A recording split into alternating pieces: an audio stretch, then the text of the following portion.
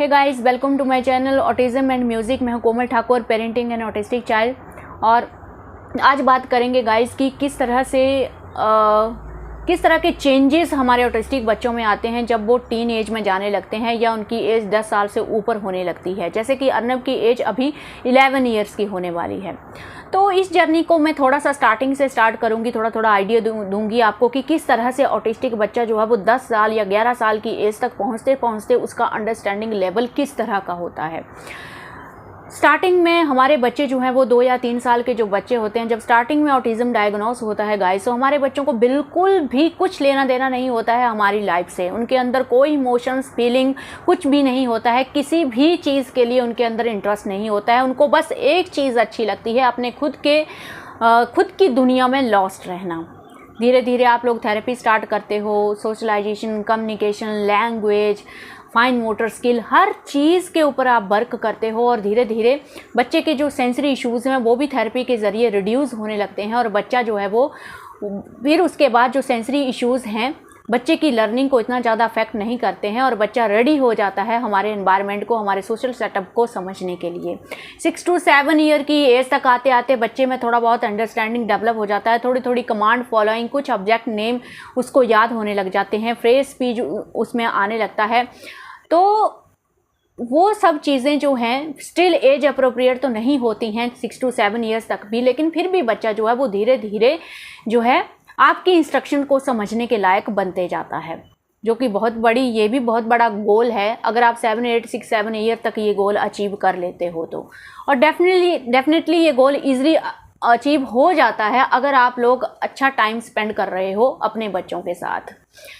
तो डेफिनेटली 10 साल तक आते आते अंडरस्टैंडिंग लेवल काफ़ी अच्छा हो जाता है। काफ़ी चीज़ों के बारे में बच्चा अवेयर हो जाता है। हमारे जितने भी सोशल सेटअप है, पब्लिक है, प्लेसेस हैं, फंक्शन हैं या फिर काफ़ी सारी चीज़ें, तो डेफिनेटली बच्चे का जो इंटरेस्ट लेवल है 10 साल के बाद वो बढ़ने लगता है। नई चीज़ों के लिए बच्चे की जो क्यूरियोसिटी है लाइक नॉर्मल किड्स वो बढ़ने लगती है।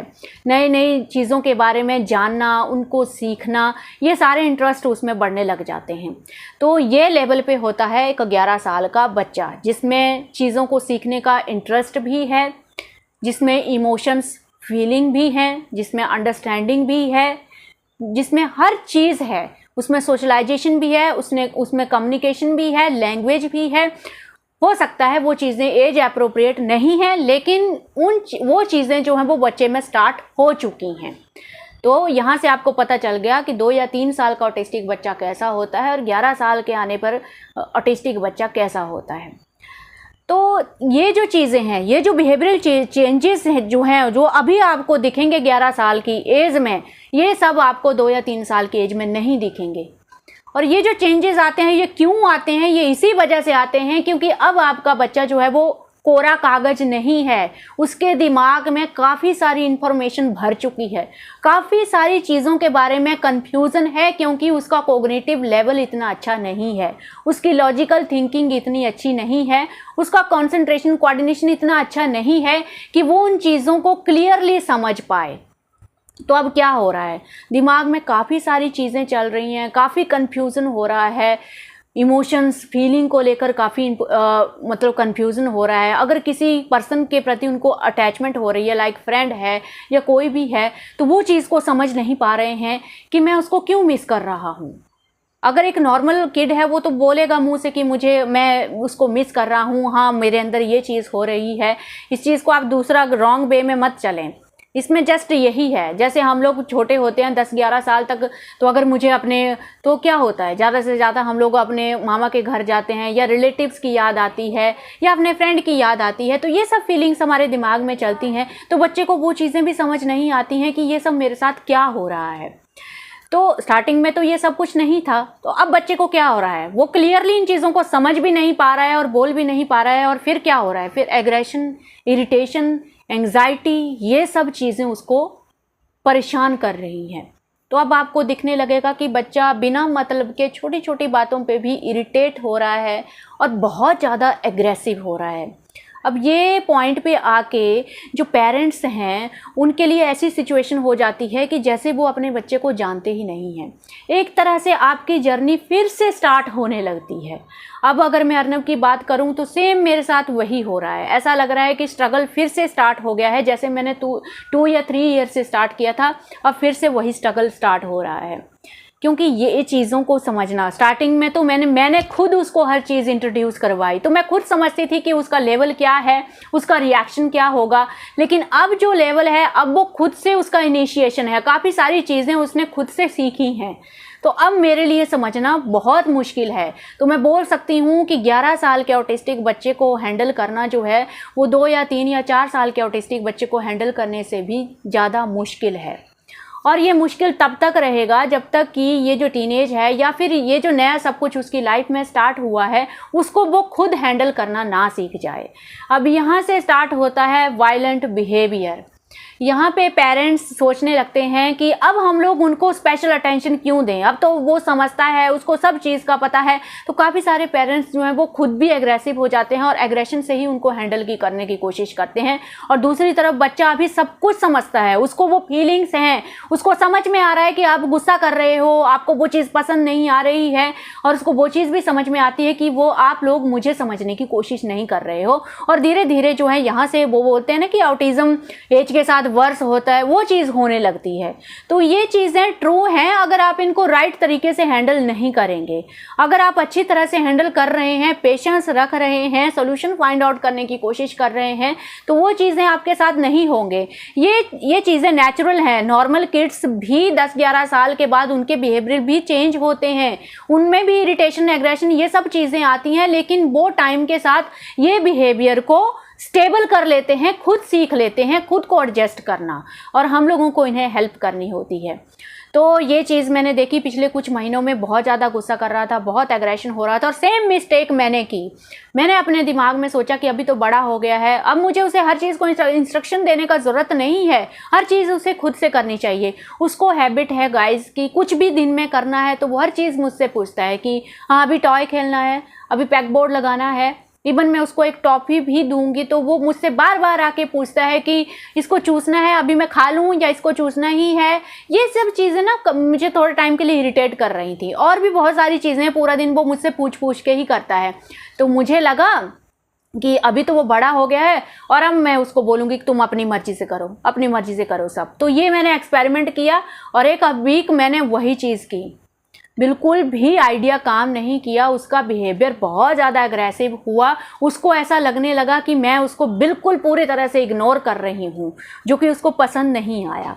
और डेफिनेटली वो मेरी मिस्टेक ही थी। इन चीज़ों को एकदम से नहीं करना चाहिए, धीरे धीरे करना चाहिए और प्यार से करना चाहिए। जबकि मैं इरिटेट होकर उसको बोल रही थी, तो वो चीज़ मैं बहुत जल्दी समझ गई गाइस, वो चीज़ आपको नहीं करनी है।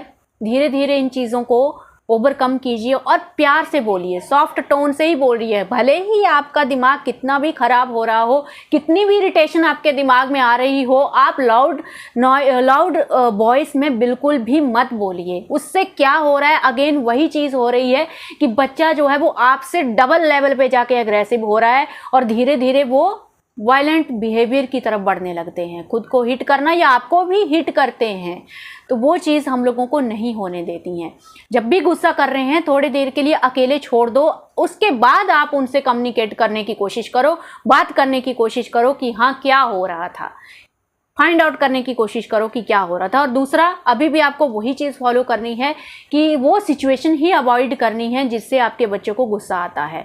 ये चीज़ें 10-11 साल तक आप बहुत अच्छे से समझने लग जाते हो कि कौन सी सिचुएशन से उसको गुस्सा आता है और कौन सी सिचुएशन उसको पसंद नहीं है। हालांकि ये बात सही है कि उन सिचुएशन के लिए भी तो हम लोगों को उसको रेडी करना है, लेकिन एकदम से नहीं, प्यार से धीरे धीरे उन चीज़ों के लिए रेडी करने की कोशिश कीजिए। जब भी मैं उससे मोटिवेशनल टोन में काम करवाने की कोशिश करती हूँ तो वो बहुत अच्छा करता है।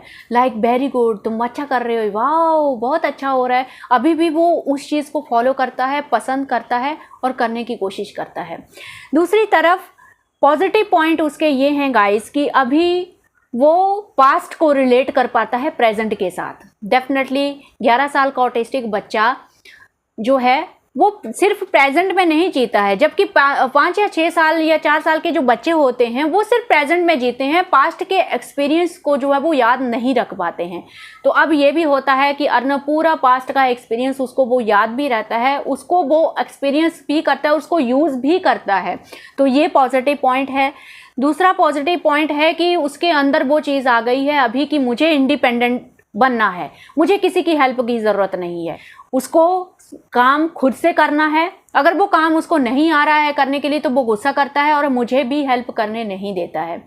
तो ये एक नेगेटिव चीज़ भी है कि वो मुझे हेल्प करने नहीं दे रहा है, तो कैसे न कैसे ये चीज़ भी मुझे ओवरकम करनी है कि फिर से उसको कॉन्फिडेंस में लेना है कि स्टिल तुम्हें मेरी मदद की ज़रूरत है। तो ये कुछ ये बिहेवियर चेंज उसमें मैंने देखा। दूसरा, एक अलग सा नेचर। पहले हम लोग उसको बोलते थे जाओ और ना पापा को पानी का गिलास लाओ, एकदम से फटाक से जाता था, खुश होके लेके आता था। अभी वो सीधा ऑर्डर पास कर देता है मुझे। अगर पापा ने ऑफिस के आने के बाद उसको बोला जाओ और ना पानी का गिलास लेके जाओ, नहीं करना है, मम्मी पानी का गिलास लेके आओ, मुझे मतलब मुझे ऑर्डर पास कर देता है वो, जो कि एक पॉजिटिव पॉइंट है। अगर तुम्हें कोई काम करने का मन नहीं कर रहा है तो आप बोल दो मुंह से, वो बेटर है। पहले वो क्या करता था कि अगर उसे कोई काम नहीं करना है तो वो गुस्सा करता, इरिटेट होता और फिर वो काम भी कर देता था, लेकिन गुस्सा करता था, इरिटेट होता था बहुत ज़्यादा। एक ये चेंजेस मैंने उसमें देखा। सेल्फ केयर, खुद का प्रोटेक्शन वाला जो फीचर है वो पहले भी उसमें थोड़ा अच्छा था, लेकिन अभी बहुत अच्छा हो चुका है। बिल्कुल भी थोड़ा भी डेंजर दिखेगा ना तो वो बिल्कुल भी उस चीज़ में हाथ नहीं डालता है, बिल्कुल भी उस चीज़ को प्रेफर नहीं करता है। नेक्स्ट चेंज उसमें जो मैंने देखा, सेल्फ कंट्रोल। अगर उसको कहीं पे वर्बल स्टीमिंग करने का मन हो रहा है गाइस, पब्लिक प्लेसेस में हम लोग जाते हैं, तो अगर मैं उसको बोल रही हूँ कि अर्नब यहाँ पे लोग हैं, यहाँ पे ऐसे नहीं करते हैं बेटा, अच्छा नहीं लगता है, देखो देखो सारे लोग देख रहे हैं, तो वो बहुत अच्छे तरीके से उस चीज़ को कंट्रोल करता है। मैं हैरान हो जाती हूँ कि समटाइम्स मैं अगर उसको घर पे बोलती हूँ तो बहुत तकलीफ़ होती है उसको वो वर्बल स्टीमिंग को रोकने के लिए, बड़ी मुश्किल से वो लिप्स बंद करता है, लेकिन बाहर वो बहुत अच्छे तरीके से उस चीज़ को कंट्रोल करता है। अर्नब में सेंसरी इश्यूज़ हैं गाइस, वर्बल स्टीमिंग, थोड़ा बहुत स्मेल का है, थोड़ा बहुत टच का है, तो ये सब चीज़ें वो घर पे करता है, लेकिन बाहर बहुत अच्छे से कंट्रोल करता है। सेंसरी इश्यूज़ मुझे नहीं पता कि ये लाइफ लॉन्ग रहते हैं, अभी ये देख के ही पता चलेगा मुझे खुद की अपनी जर्नी से, लेकिन जहाँ तक मुझे आइडिया लग रहा है कि रहते हैं, लाइफ लॉन्ग रहते हैं। ये रिड्यूस ज़रूर हो जाते हैं, जितना स्टार्टिंग में है उतना ज़्यादा तो नहीं रहते हैं, रिड्यूस ज़रूर हो जाते हैं, लेकिन इनको आप पूरी तरह से ख़त्म नहीं कर सकते। और इसका बेस्ट सोल्यूशन यही है कि आप खुद बच्चे को ही सिखाएं कि आपको पब्लिक प्लेसेस पे ये चीज़ें कैसे कंट्रोल करनी है। घर पे अगर अर्नब इन चीज़ों को करता है तो मैं उसको करने देती हूँ, बस अगर मुझे लगता है कि ज़्यादा ही टाइम हो गया उसको ये चीज़ करते हुए तो मैं इंटरफेयर करती हूँ और उसको उस चीज़ से रोक देती हूँ। बिकॉज घर पे भी अगर वो लगातार कर रहा है, फ्री टाइम में लगातार कर रहा है, तो वो चीज़ भी बिल्कुल भी अच्छी नहीं है। तो घर पे भी आपको थोड़ी देर करने देना है, उसके बाद उसको डिस्ट्रैक्ट करो, इंटरफेयर करो या स्टॉप करो, या अभी मैं सीधा बोलती हूँ कि अर्नब लिप्स बंद करो, अर्नब चुप हो जाओ, तो अभी मैं सीधा बोलती हूँ उसको, तो वो समझ में आ जाता है कि मैं काफ़ी देर से बकबक कर रहा हूँ। तो ये एक बेस्ट सोल्यूशन है जो मैंने गोल अचीव कर लिया है गाइज, और आई होप आप भी इस चीज़ को कर पाएंगे।